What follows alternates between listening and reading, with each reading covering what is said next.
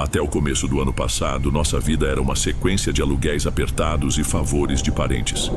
Cada centavo era contado. Então, quando essa casa apareceu, um legado de uma tia distante da minha mãe foi como ganhar na loteria. Era nossa, de verdade. Ninguém podia nos mandar embora.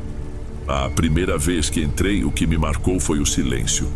Um silêncio grande que enchia os cômodos amplos e o pé direito alto. Tinha um quintal enorme, todo em cimento queimado, com uma edícula inacabada lá nos fundos onde a gente jogou as coisas da lavanderia. Eu via o rosto da minha mãe, Roberta, e ela parecia 10 anos mais jovem. Aquele alívio dela bastava para mim. Nos primeiros dias, qualquer coisa estranha era só detalhe de casa antiga. Um cheiro esquisito que vinha do ralo da cozinha, meio metálico, que eu resolvia jogando um pouco de desinfetante. Um ruído ou outro vindo do quintal à noite que eu botava na conta do portão de ferro velho balançando com o vento. Era fácil ignorar. A gente queria que fosse fácil. Precisava ser. A tranquilidade acabou de vez numa noite específica. O silêncio que se seguiu àquele som arrastado no quintal foi quase pior que o barulho. Antes era paz, agora parecia uma pausa, como se algo estivesse apenas esperando. Comecei a trancar a porta do meu quarto, um hábito que eu nunca tive. Durante o dia, eu espiava o quintal pela janela da cozinha e não via nada fora do comum. Nenhuma pegada, nenhum galho quebrado. A ausência de qualquer prova me fazia duvidar da minha própria cabeça. Essa dúvida se arrastou até uma sexta-feira, quase 2 semanas depois. Eu tinha resolvido assistir a um filme na sala e acabei dormindo ali mesmo, no sofá. Acordei no meio da noite, com a boca seca e a TV já desligada. A casa estava toda escura, exceto pela luz alaranjada do poste que vazava pela fresta da cortina. Levantei, meio grogue de sono, para buscar um copo d'água. Foi quando eu vi, na poltrona do outro lado da sala, havia um vulto. Uma mancha de escuridão mais densa que o resto do ambiente, com o formato inconfundível de uma pessoa sentada. O ar sumiu dos meus pulmões, mas meu cérebro correu para encontrar a explicação mais simples. Era minha mãe. "Mãe?" chamei com a voz meio rouca. "Tá tudo bem?" A figura não disse nada. Em vez disso, se pôs de pé. O movimento foi fluido e reto, sem o esforço de alguém se levantando de uma poltrona. E começou a caminhar, não para o corredor dos quartos, mas em direção à porta de entrada. Naquele segundo, a certeza de que não era minha mãe me deu um pânico gelado. Era um ladrão. Minha reação foi puro instinto. Dei 2 passos e bati com a mão espalmada no interruptor na parede. A luz amarela da sala encheu o cômodo e não havia ninguém lá. Ninguém. Fui até a porta cambaleando. A corrente ainda estava passada, a tranca no lugar. Ninguém podia ter saído. No dia seguinte eu estava um caco. Minha mãe percebeu, mas eu inventei uma desculpa qualquer. A minha cabeça, porém, não parava. O som no quintal, o vulto na sala. A soma das duas coisas não podia ser coincidência. Na parte da tarde vi um dos nossos vizinhos, um senhor que devia ter seus 70 anos, varrendo a calçada. Tomei coragem e fui até lá. Puxei assunto sobre o tempo. E no meio da conversa perguntei, o mais casualmente que pude, se ele sabia o que tinha no nosso terreno antes de a casa ser construída. Ele parou de varrer, apoiou o queixo no cabo da vassoura e me olhou de um jeito estranho. "Ah, esse terreno aí", ele disse com a voz tranquila demais. "Antes de ser casa, isso aí era o matadouro antigo. Faz tempo, mas era aqui. Muito bicho morreu nesse chão que você pisa todo dia, menino." Aquelas palavras do vizinho me reviraram o estômago. Matadouro. A palavra ecoava na minha cabeça e, de repente, tudo fez um sentido horrível. O cheiro de ferrugem que eu sentia de vez em quando não era do ralo. O som de cascos no cimento não era um cachorro. O grunhido, aquele grunhido, era o som de um bicho morrendo. Voltei para casa e não disse uma palavra à minha mãe. Como eu poderia? Como se conta para alguém que o sonho da vida dela foi construído sobre um lugar de tanto sofrimento? Passei a viver numa espécie de alerta constante. Cada estalo da madeira da casa era um passo. Cada sopro de vento no portão era um aviso. Eu me sentia um vigia na minha própria casa, esperando por algo que eu nem sabia nomear, mas que no fundo eu sentia que estava ali. Eu evitava ficar sozinho na sala à noite e passei a olhar para o quintal com um receio que nunca tinha sentido antes. A confirmação do meu pior medo veio numa noite de sábado, talvez uma semana depois daquela conversa. Eu estava sem sono, revirando na cama, e decidi ir até a cozinha preparar um chá. Era tarde, passava das 2 da manhã. A casa estava silenciosa, e a única luz era a da lua cheia, que entrava forte pela janela de madeira em cima da pia, deixando o cimento do quintal pálido, quase prateado. Enquanto a água esquentava na chaleira, um movimento lá fora me chamou a atenção. Foi de relance, uma sombra se mexendo perto da parede do fundo, junto à edícula. Meu coração falhou uma batida. Pensei num gato, talvez um gambá. Me aproximei da janela devagar, tentando enxergar melhor no escuro. O que eu vi primeiro foi o corpo. Era um porco. Um porco grande, mas magro, de um jeito que a pele parecia esticada sobre os ossos. Ele estava parado de lado para mim, mas tinha algo muito errado. As pernas. As pernas dele eram compridas demais, desproporcionais para o corpo, como as de um filhote de cavalo. E as juntas traseiras, elas se dobravam para trás, no sentido contrário ao natural, como se tivessem sido quebradas e consertadas do avesso. Ele virou a cabeça lentamente na minha direção. O rosto parecia ter sido retalhado por facas. Havia sulcos profundos e cicatrizados que repuxavam a pele, dando à sua boca a aparência de um sorriso medonho e permanente. E os olhos? Não eram olhos de animal, opacos e sem foco. Eram pequenos, brilhantes e fixos em mim. Havia uma inteligência ali, uma consciência que me via através do vidro. Ele sabia que eu estava ali. Tudo pareceu parar. O som da chaleira começando a apitar sumiu. Meu corpo inteiro se recusava a obedecer. Eu queria correr, gritar, me afastar da janela, mas meus pés não se mexiam. Minha boca se abriu, mas nenhum som saiu. Apenas um sopro de ar frio. Estávamos só nós dois, eu e aquela coisa, ligados por aquele olhar que parecia carregar todo o sofrimento daquele terreno. Ele me encarou por uma eternidade que deve ter durado 10 segundos. Então, com a mesma lentidão deliberada, ele se virou e começou a andar. O movimento era grotesco, as pernas invertidas se movendo de um jeito espasmódico e antinatural, mas ainda assim silencioso. Ele caminhou até o canto mais escuro do quintal e desapareceu nas sombras. Só então o ar voltou para os meus pulmões num soluço. Tropecei para trás, batendo na mesa, e o barulho me trouxe de volta. Não pensei em mais nada. Corri para o meu quarto, bati a porta e me joguei na cama, me cobrindo até a cabeça. E ali no escuro eu chorei. Chorei como eu não chorava desde criança. Um choro de puro medo. A imagem daquelas pernas torcidas e daquele olhar consciente não ia embora. Minha mente tentava entender se o vulto que vi na sala era a mesma coisa ou algo diferente. E eu não sabia dizer o que era pior. O matadouro tinha um rosto. Eu não contei para a minha mãe. No dia seguinte ela me viu pálido, com olheiras, e a preocupação em seu rosto só me fez sentir pior. Eu apenas disse que estava com dor de cabeça, que devia ser uma gripe vindo. A verdade era pesada demais para contar. Contar para ela seria como assinar um atestado de que nosso sonho tinha se tornado um hospício particular. A partir daquela noite a casa mudou para mim. Deixou de ser um lar e se tornou um território inimigo que eu era forçado a habitar. O medo não era mais uma surpresa. Virou um estado permanente, uma tensão constante que não me largava. Eu passei a evitar as janelas depois do pôr do sol. Às vezes, quando estava no meu quarto, tinha a sensação nítida de que, se eu olhasse para a janela, haveria um par de olhos me esperando do outro lado. Eu não olhava, nunca. A coisa começou aos poucos. Primeiro foram ruídos leves na porta dos fundos, a que dava para o quintal.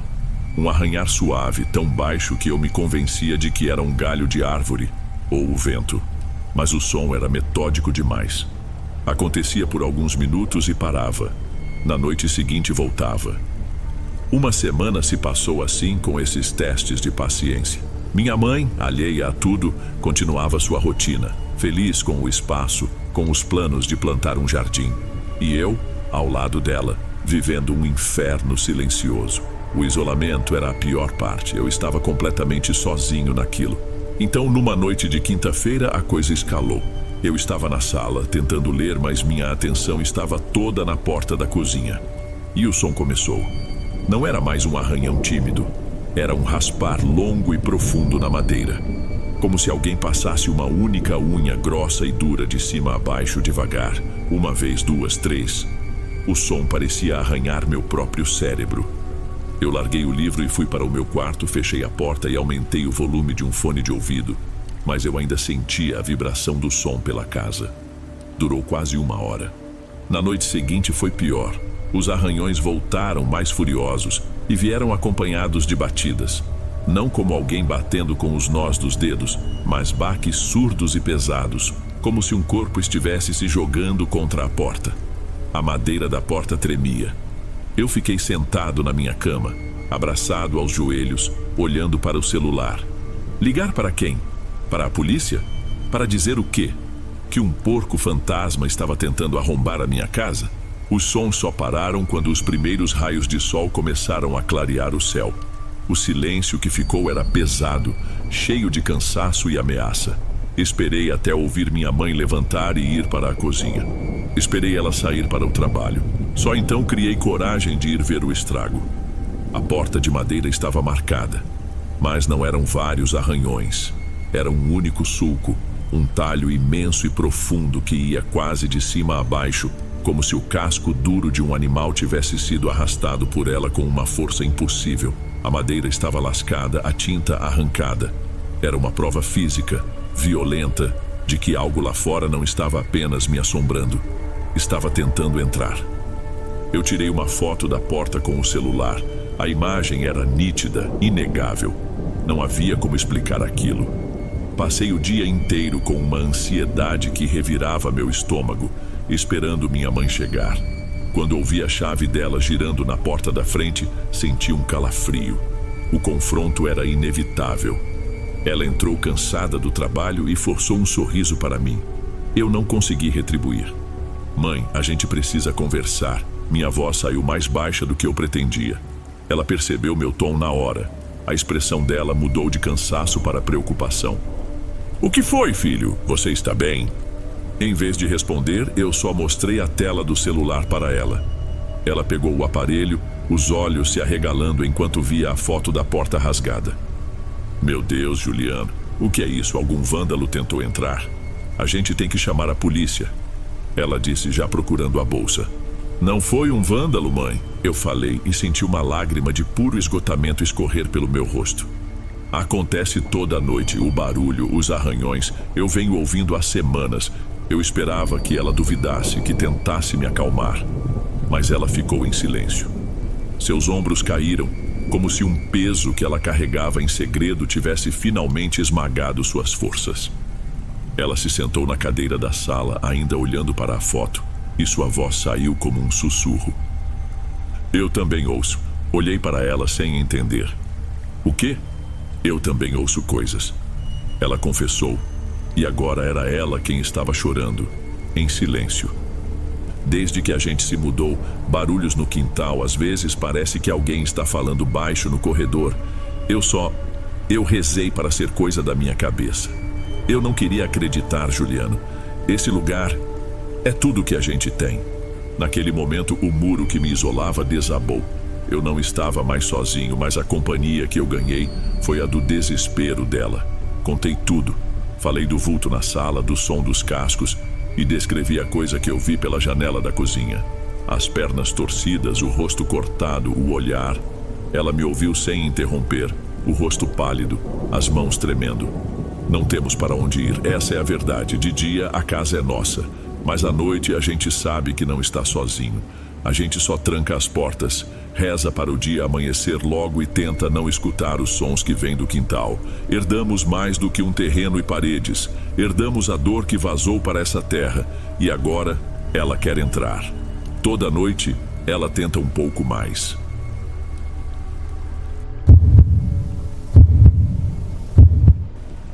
Tem sons que a gente aprende a ignorar. O estalo da geladeira durante a madrugada, o elevador chegando no andar, o vento forçando a fresta da janela. A gente se acostuma. O problema de verdade é quando você começa a notar o silêncio justo no lugar onde o barulho deveria estar. Boa noite, Dom. Meu nome é Luciano. Isso aconteceu em 2022, uns 3 meses depois que eu, minha mãe e minha irmã mais nova, a Lídia, nos mudamos. A gente ainda estava naquele processo de se ajeitar, sabe? Aquele período esquisito depois da separação dos meus pais, tentando fazer um apartamento alugado parecer um lar de verdade. O prédio era um daqueles mais antigos, com cômodos amplos e o piso todo em taco de madeira. E tinha o Tony, nosso cachorro. Um pincher minúsculo com a energia de um Rottweiler. Ele era a trilha sonora oficial da casa, sempre correndo para lá e para cá, e o som das unhinhas dele batendo na madeira era constante. Era impossível ter silêncio completo com ele por perto. Ainda assim, às vezes, quando tudo se acalmava, eu sentia uma coisa estranha. Uma espécie de vácuo no ar, uma quietude que não parecia natural. Era como se uma parte do apartamento estivesse nos estudando, mas ao mesmo tempo um outro silêncio mais pesado, antigo, parecia só observar, sem se importar com a gente. E naquela quinta-feira, acho que essa coisa resolveu parar de só observar. Minha mãe estava no trabalho e a Lídia ia passar a noite fora, terminando um projeto da faculdade. Sobramos só eu e o Tony em casa. Ou pelo menos, era o que eu achava. O dia foi se arrastando naquele silêncio pesado. Eu estava jogado no sofá, passando os canais da TV sem prestar atenção em nada de verdade, só deixando o tempo correr. E foi nesse estado meio desligado que a estranheza começou. Primeiro de leve, depois com mais insistência. Eu não estava ouvindo o Tony. Nenhuma corridinha pela casa, nenhuma fungada debaixo da porta, nenhum arrastar da caminha dele no quarto da minha mãe. Nada. O silêncio que antes era só esquisito, agora parecia errado. Fui ficando meio encucado. Tony! Chamei sem muito ânimo. Nenhuma resposta, nem o som de uma orelha se mexendo. Levantei um pouco a voz. Ô, Tony, vem cá, garoto. Esperei, e então eu o vi. Ele apareceu na boca do corredor, uma silhueta pequena contra o escuro que vinha dos quartos. Ele começou a andar na minha direção, mas o som das patas dele no taco de madeira estava diferente. Não era o som arrastado e irregular das unhas dele na madeira, como sempre. Era um caminhar ritmado, lento, controlado. Ele parou a uns 2 metros de mim e ficou me olhando. O corpo todo duro, o rabo baixo, imóvel. Nenhuma agitação, nenhuma demonstração de alegria. Aquilo já me deixou com uma pulga atrás da orelha. Me abaixei, apoiando as mãos nos joelhos para ficar na altura dele. Que foi, cara? Tá doente? Foi quando eu olhei bem nos olhos dele. E aquilo me deu um aperto por dentro. A luz da luminária do lado do sofá deveria criar um ponto de brilho na pupila dele, como sempre acontecia. Mas não havia brilho nenhum. Os olhos dele estavam completamente foscos, opacos. Pareciam 2 bolinhas de vidro preto, sem vida, sem reflexo. A sensação foi tão esquisita que eu não consegui me mover por um instante. Parecia que eu não estava olhando para o meu cachorro, mas para um boneco, uma imitação mal feita. Tentei quebrar aquele clima, forçar uma normalidade que não existia. Lembrei que tinha um pedaço de pão de queijo amanhecido na cozinha. Fui até lá, peguei o pãozinho e voltei para a sala. Ele não tinha se mexido 1 centímetro. Continuei falando mais para me convencer do que para ele. Tá com fome, é isso? Toma! Estiquei a mão com o pão de queijo. A reação foi imediata e violenta. Ele não abocanhou o pão. Ele avançou na minha mão. Não foi uma mordida de brincadeira, foi um ataque. Senti os dentes dele rasgando a pele da parte de cima da minha mão, uma dor aguda, ardida. Eu puxei o braço para trás no susto e o pão de queijo caiu no chão. A coisa, aquele falso Tony, simplesmente o engoliu de uma vez.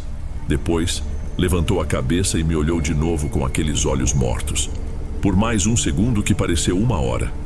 E então, ele se virou, com a mesma calma calculada de antes, e voltou pelo corredor, desaparecendo de novo na escuridão do quarto da minha mãe. O som das patinhas dele se afastando, lento e ritmado, foi a última coisa que ouvi. Fiquei um bom tempo ali, parado no meio da sala, só olhando para a minha mão. O lugar onde ele tinha me atacado ardia e já começava a inchar, uma marca vermelha e irregular. Minha cabeça não conseguia processar. Eu tentava encontrar uma lógica, qualquer coisa. Um surto, uma doença, talvez ele tenha se assustado com algum barulho que eu não ouvi. Mas nada explicava aqueles olhos. Levantei, fui até o banheiro e lavei o ferimento com água e sabão. A dor real, física, parecia a única coisa concreta naquele momento. O resto parecia um sonho ruim. Não tive coragem de ir até o quarto da minha mãe para procurar por ele. A ideia de entrar naquele corredor escuro de onde aquela coisa tinha saído me dava um arrepio ruim na nuca. As horas seguintes foram um inferno silencioso. Deixei todas as luzes da sala acesas e aumentei o volume da televisão ao máximo, só para preencher o vazio. Mas meus olhos não desgrudavam da entrada do corredor. A qualquer momento eu esperava ver aquela silhueta pequena aparecer de novo. O som da chave na porta por volta das 10 da noite foi o maior alívio que eu já senti na vida. Minha mãe e a Lídia entraram falando alto, rindo de alguma coisa. O som da vida normal. Aquela energia delas pareceu quebrar a tensão do apartamento na hora. "E aí, filho, tudo quieto por aqui?" Minha mãe perguntou, colocando a bolsa sobre o sofá. Eu só consegui balançar a cabeça dizendo que sim. Eu não sabia nem por onde começar a explicar. Foi a Lídia que notou. "Ué, cadê o escândalo do Tony? Ele não veio receber a gente?" A pergunta dela me deu um baque no estômago. Era verdade. O Tony era louco pela minha mãe. Ele sempre fazia uma festa quando ela chegava. Meu olhar foi instintivamente para o corredor escuro. "Ele tá estranho", eu disse, a voz saindo mais baixa do que eu queria. "Acho que tá no seu quarto, mãe. Ele me atacou. Olha." Mostrei a mão para ela. A expressão de minha mãe mudou de cansaço para confusão e preocupação. Ela pegou minha mão para olhar mais de perto. "Atacou? Como assim, Luciano? O Tony não está em casa." Eu fiquei sem reação. "Como não está em casa? Ele está no seu quarto. Eu vi ele indo para lá." Minha mãe me olhou de um jeito que eu nunca vou esquecer. Uma mistura de pena com medo. "Filho, seu pai passou aqui hoje depois do almoço. Ele levou o Tony para passar a noite no pet shop, para tomar banho e fazer uns exames. Ele só volta amanhã de manhã. Você não lembra? Você que me ajudou a colocar a coleira nele antes de sair." E então a memória voltou com tudo. A imagem do meu pai na porta, eu me abaixando, prendendo o fecho da coleira no pescoço do Tony. Tinha sido um ato tão automático que meu cérebro simplesmente não registrou. Minhas pernas fraquejaram e eu me sentei no sofá. A ferida na minha mão latejou com força. Contei tudo para ela, a voz tremendo, apontando para o corredor. Minha mãe não disse que eu estava louco. Pior, ela olhou para o corredor com os olhos arregalados e sussurrou: "Meu Deus, isso é coisa ruim, Luciano. Alguma coisa entrou aqui. A vida deveria ter voltado ao normal depois daquilo." Minha mãe até chamou uma vizinha que era conhecida por benzer casas, e a mulher andou pelo apartamento todo com um galho de arruda na mão, sussurrando rezas. Lídia achou tudo um exagero e eu fingi que acreditava que tinha funcionado, mas não funcionou. Os 8 meses seguintes foram vividos em um estado de alerta constante. A ferida na minha mão cicatrizou, mas deixou uma marca feia, meio afundada e com uma coloração mais escura que a minha pele. E essa cicatriz era um lembrete constante. Às vezes, do nada, ela coçava de um jeito irritante. Em outras, dava uma pontada aguda, como se a cena estivesse acontecendo de novo. Era o lembrete físico de que eu não tinha imaginado nada. O verdadeiro Tony voltou do pet shop no dia seguinte, agitado e barulhento como sempre. Confesso que demorei semanas para conseguir tocá-lo sem hesitar. Eu sempre olhava nos olhos dele primeiro, procurando aquele brilho de vida só para ter certeza. Eu mudei meus hábitos, nunca mais me sentei no sofá de costas para o corredor. Passei a evitar ficar sozinho em casa, e quando era inevitável, todas as luzes e a televisão ficavam ligadas, não por entretenimento, mas como uma armadura contra o silêncio. A coisa não se manifestou de novo daquela forma, mas ela estava ali. Eu sentia. Eram os pequenos detalhes. As luzes da sala que, volta e meia, a gente encontrava apagadas e ninguém assumia a culpa. Os objetos que pareciam ter sido movidos por milímetros quando não estávamos olhando. E o pior de tudo, o som. Às vezes, no meio da noite, no silêncio absoluto, eu ouvia um clique, muito baixo, vindo do corredor. Depois outro, o ritmo lento e marcado que eu jamais esqueceria. Eu prendia a respiração esperando e o som parava. Era sutil o bastante para me fazer duvidar da minha própria sanidade, mas real o bastante para me manter acordado por horas. Eu era o único que ainda estava em alerta. Para minha mãe e irmã, o incidente tinha sido uma noite estranha que ficou no passado. Para mim, era só o começo de uma espera. E numa noite de terça-feira, quase um ano depois, tive a certeza de que a espera tinha acabado. Tudo começou com a cicatriz. Ela passou o fim da tarde latejando de um jeito diferente, um aviso silencioso que eu ignorei. Naquela terça, minha mãe e Lídia saíram juntas para resolver alguma coisa no centro. Eu cheguei da rua um pouco depois, o apartamento vazio e silencioso. O cansaço do dia me venceu e eu me joguei na cama, no meu quarto, com a porta aberta como de costume, só rolando o feed do celular sem muito interesse. Não sei quanto tempo se passou, meia hora, talvez uma hora. Quando levantei o olhar do celular, notei algo que revirou meu estômago. A porta do meu quarto estava fechada. E não só fechada. O pino da fechadura, aquela travinha de metal que a gente só gira por dentro, estava na posição horizontal, trancada. Eu não tinha levantado da cama. Não tinha a menor possibilidade de eu ter feito aquilo. Fiquei olhando para a porta, tentando entender, meu cérebro se recusando a aceitar o que meus olhos viam. Foi quando eu ouvi passos no corredor vindo na direção do meu quarto. O mesmo ritmo lento e pesado. Eu travei na hora. Os passos pararam bem em frente à minha porta. Houve um segundo de silêncio absoluto.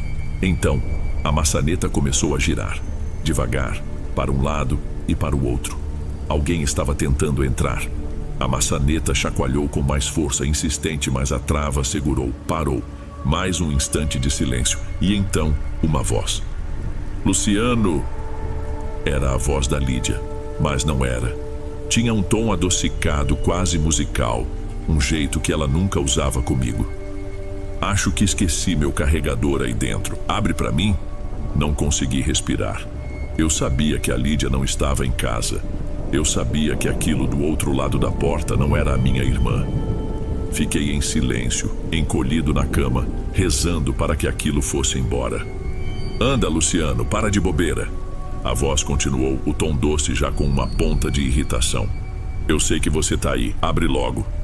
Meu silêncio foi a resposta errada. Um baque surdo e violento estremeceu a porta, como se alguém tivesse dado um soco com toda a força. Depois outro. E mais outro. A madeira velha rangia a cada pancada. Abre a porta! A voz gritou, e não era mais a voz da Lídia. Era uma distorção. Parecia a voz dela sendo tocada numa fita velha, se desfazendo, misturada com um som gutural, áspero, uma coisa que não era humana. Abre ou eu vou derrubar. As pancadas ficaram frenéticas, ensurdecedoras. Vi a pintura branca da parede ao redor do batente da porta começar a trincar e a se esfarelar, caindo em forma de poeira no chão. O desespero tomou conta de mim e eu caí da cama, me arrastando para o canto mais longe. E entre os socos violentos eu ouvi o outro som, um toque seco, repetido, na madeira, ritmado, impaciente. O som de unhas batucando na porta. Não eram garras, era um som humano. A violência parou de repente. A voz mudou de novo. Agora era um sussurro rouco, rasgado, bem junto à porta. Por favor, me deixa entrar. A coisa pediu e então soltou uma risada baixa e seca que me arrepiou até o último fio de cabelo. Ou você prefere que eu chame ela de novo? Aquilo me quebrou. Tapei os ouvidos com toda a força. Fechei os olhos e me encolhi todo no chão. A única coisa que eu conseguia fazer era chorar, esperando a porta vir abaixo a qualquer momento. Não sei dizer quando eu apaguei. Só sei que quando abri os olhos, uma fresta de luz do sol entrava pela janela, cortando a poeira que flutuava no ar. Eu estava no mesmo lugar, encolhido no canto do quarto. Meu corpo todo doía. A primeira sensação foi de alívio, a calma da manhã. Por um segundo, Eu me agarrei à esperança de que tudo não passou de um pesadelo horrível, mas a esperança durou pouco. Levantei, minhas pernas fracas. Olhei para a porta e a realidade me atingiu de novo, com mais força.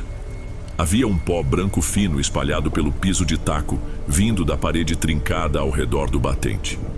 E na madeira da porta, na altura do meu peito, havia 4 arranhões fundos, paralelos, como se os dedos de uma mão tivessem tentado rasgar a madeira para passar.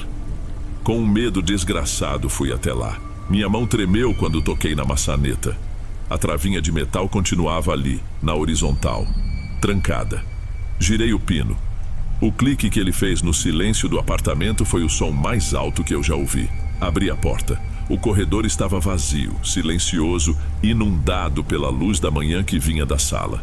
Tudo normal. Absolutamente normal. E foi ali, olhando para a porta danificada pelo lado de fora, que a peça final e mais aterrorizante do quebra-cabeça se encaixou. Foi aí que a ficha caiu, de um jeito que me deixou sem ar. Aquela coisa, o que quer que fosse, estava do lado de fora. Ela queria entrar. Ela gritava e batia para que eu abrisse. Então, por que ela se trancaria para fora? Não fazia sentido, a não ser que não tenha sido ela que trancou. O ar se tornou denso de novo. Olhei para dentro do meu quarto, para o canto onde eu tinha me encolhido. O que trancou a porta já estava do lado de dentro, comigo. A porta não foi trancada para me prender. Foi trancada para manter a outra coisa do lado de fora. Desde aquela noite o medo mudou de forma. Não tenho mais tanto pavor de ficar sozinho. Tenho pavor de não estar.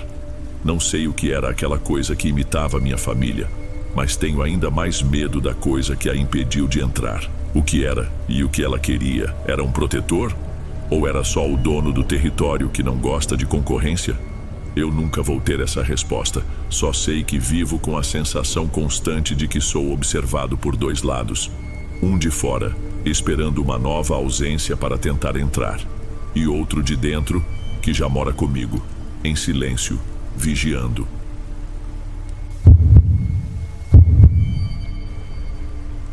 Tem gente que parece que nasce com um tipo de imã para coisa estranha. Não digo gente que procura, mas gente que é encontrada. Meu tio Humberto era uma dessas pessoas. Ele não tinha nada de especial, pelo menos não que a gente soubesse. Era só um homem bom, trabalhador, do tipo que todo mundo na nossa pequena comunidade conhecia e respeitava. Um homem que não fazia mal a uma mosca. Talvez tenha sido por isso que o mal foi pegar justo ele. Meu nome é Mariana e o que vou contar começou há muito tempo, lá por 2002. Eu era só uma menina. Meu tio, por causa do serviço, sempre chegava tarde em casa, coisa de meia-noite, 1 da manhã. Nossa casa ficava num canto mais isolado no fim de uma estradinha de terra batida, com roça de um lado e um córrego do outro. Naquela escuridão, a única luz vinha das janelas das casas, distantes umas das outras. Numa dessas voltas, ele topou com um senhor parado no acostamento. Era um vizinho, um velhinho que já andava com dificuldade apoiado numa bengala. Como era do feitio dele, meu tio deu boa noite. O homem não respondeu. Ficou lá, parado, olhando para o nada. Tio Humberto achou esquisito, mas seguiu em frente. Sabe como é? Gente mais velha tem suas manias. Uns 50 metros adiante, algo o fez olhar para trás. A curiosidade. Ele viu o mesmo senhor atravessar a estrada. Só que, em vez de passar pela porteira, o homem simplesmente atravessou a cerca de arame farpado como se ela fosse fumaça. Atravessou e continuou andando em direção ao brejo. Meu tio não pensou 2 vezes. Apertou o passo, sentiu o coração bater mais forte, focado só no barulho dos seus próprios pés no cascalho. Chegou em casa pálido. Minha mãe, Hilda, irmã dele, sempre o esperava com um prato de comida quente. Ele sentou à mesa da cozinha e ficou quieto, o que era raro. Ele sempre chegava falando, contando do dia. "O que foi, Humberto?" minha mãe perguntou, parando de mexer na panela. "Viu a assombração?" Ele deu um sorriso sem graça, sem querer contar. Mas ela insistiu tanto que ele acabou falando a voz baixa, descrevendo a cena do velho e da cerca. Minha mãe ouviu tudo com atenção, e quando ele terminou, ela ficou em silêncio por um instante. Isso é impossível, meu irmão. Eu sei que parece, Hilda, mas eu vi. Ela balançou a cabeça, o rosto sério. Não, você não entendeu. É impossível porque o seu Damião morreu hoje à tarde. O corpo dele está sendo velado agora mesmo, na casa da família. Meu tio ficou um bom tempo olhando para o nada, nem tocou na comida. Acho que, no fundo, ele precisou ir até a casa da família do falecido para crer. Não me contou os detalhes, mas voltou de lá mais quieto do que saiu. A gente não tocou mais no assunto, mas o medo, depois que entra, fica. Passou uma semana. No sábado seguinte, minha mãe e eu fomos para o sítio dele, ajudar com a horta. Acabou que o tempo passou voando e quando vimos, a noite já tinha fechado.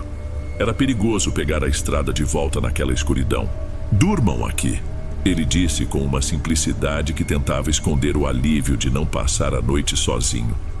A casa dele era pequena, de tijolo à vista, com aquele cheiro de mato e de terra que entrava pelas frestas da janela. Lá pelas 2 da madrugada, acordei com um barulho. Era um choro de mulher, longe.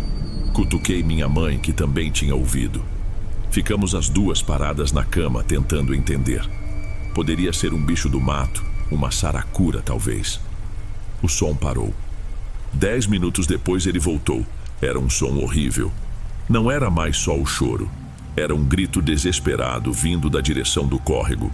E junto com o grito, um outro barulho, seco, ritmado. Um som abafado de pancada, como se alguém estivesse batendo em algo com força. Meu tio se levantou num pulo, o rosto dele estava transtornado. Tem alguém apanhando, ele falou baixo, mais para si mesmo. Humberto, não vai, minha mãe suplicou, segurando o braço dele. Pelo amor de Deus, isso não é coisa boa. E se for uma mulher de verdade, Hilda? Ele respondeu a voz firme. Não posso ficar aqui parado ouvindo isso.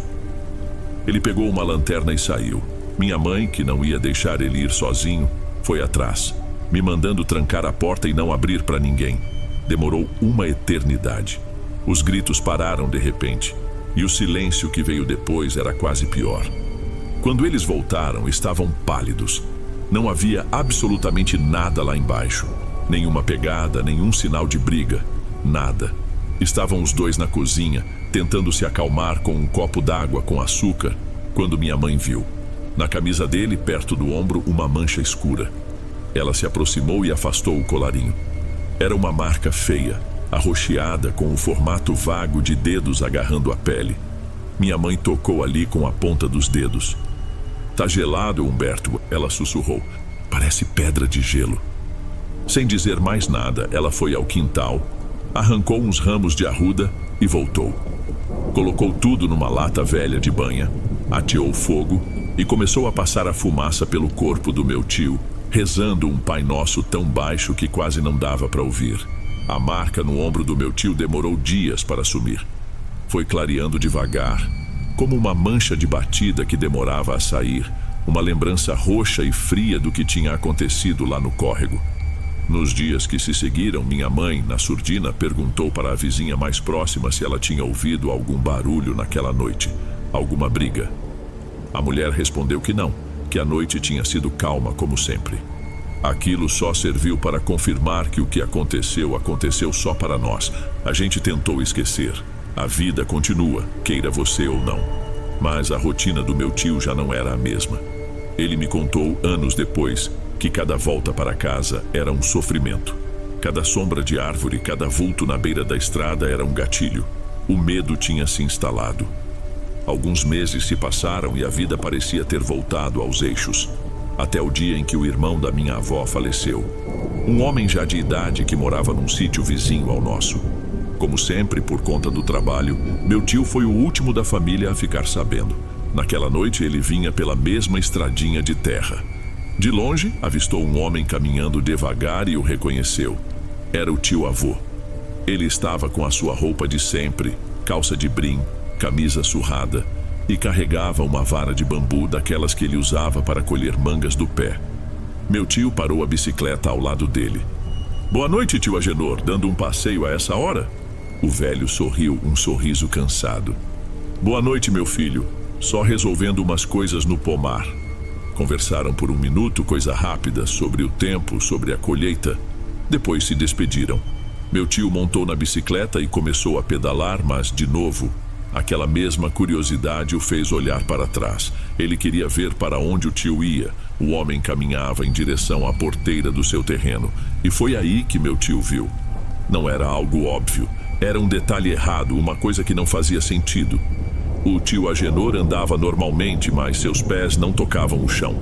Flutuavam a um palmo da poeira, sem levantar um grão de terra. As pernas se moviam, mas terminavam nos tornozelos, como se o resto estivesse mergulhado em algo invisível.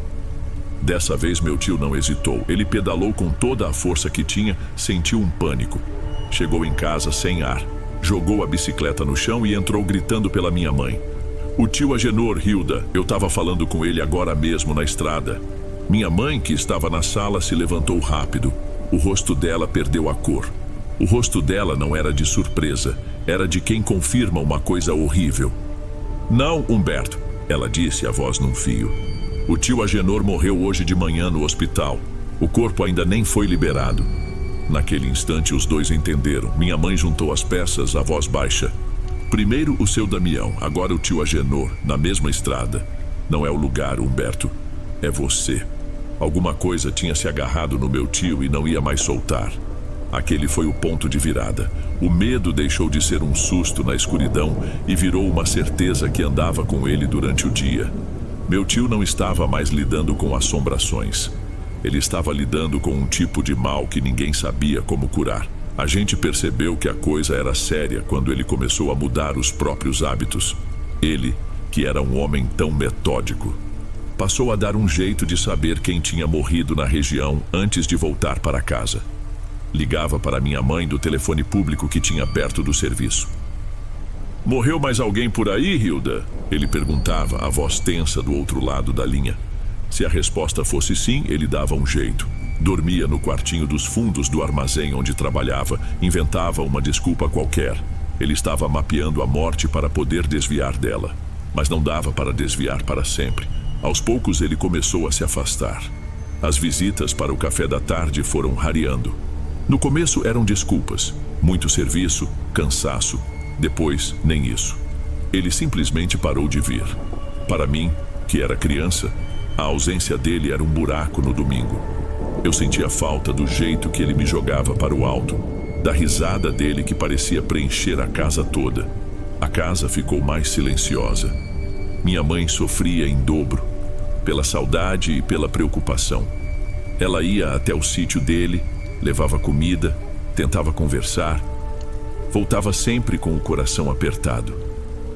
Ele não tá bem, Mariana, ela me dizia, desabafando enquanto lavava a louça. Tá mais magro, com um olhar assustado, parece bicho acuado. Ele tinha emagrecido tanto que as roupas de trabalho pareciam sobrar no corpo. O rosto, antes sempre meio sorrindo, agora era uma máscara de tensão. E os olhos? O olhar dele estava sempre ocupado. Mesmo parado, olhando para você, parecia que ele estava vigiando alguma coisa no canto do olho, algo que só ele via. Pulava com qualquer barulho mais alto. Uma porta batendo com o vento, um cachorro latindo de repente. Minha mãe insistiu para ele ir ao médico. Ele foi, fez uma bateria de exames e o resultado foi o de sempre. Estava tudo perfeitamente normal. O médico sugeriu cansaço, estresse. Receitou um calmante fraco que meu tio nunca tomou. Como se um comprimido pudesse apagar o que ele via naquelas estradas. O tempo foi passando assim, nesse ritmo de angústia. 1 ano, talvez mais. A ausência do meu tio virou parte da rotina. A gente se acostuma com tudo, até com o fantasma de quem ainda está vivo. A gente só tinha notícias dele de vez em quando por um vizinho ou outro, e cada notícia parecia ser sobre um homem que a gente conhecia cada vez menos. Um homem que estava se apagando em vida, se isolando cada vez mais. E então, numa madrugada de quinta-feira, a gente acordou com batidas na porta. Não eram batidas normais de visita. Eram socos rápidos e desesperados, como os de alguém que foge de um incêndio. Minha mãe saltou da cama com o coração disparado. Eu a segui, ficando para trás na boca do corredor escuro. "Quem é?" ela perguntou, a voz trêmula. A resposta foi um gemido, um som que mal dava para reconhecer. Sou eu, Hilda. Abre, por favor, abre. Era a voz do meu tio. Mas era uma voz que eu nunca tinha ouvido. Estava partida, cheia de pânico.